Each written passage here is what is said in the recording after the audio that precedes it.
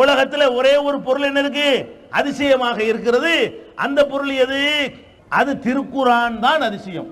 உலகம் தோன்றிய காலத்தில் இருந்து இந்த 20ஆம் நூற்றாண்டு வரைக்கும் எவனாச்சு, எந்த கொம்பனாச்சு, எந்த பல்கலைக்கழகமாச்சு, எந்த ஒரு அரசாங்கமாச்சும் ஒரு புத்தகத்தை வெளியிட்டு இதில் எவனும் தவறு காண முடியாது என்று அறைகூவல் விட முடியுமா?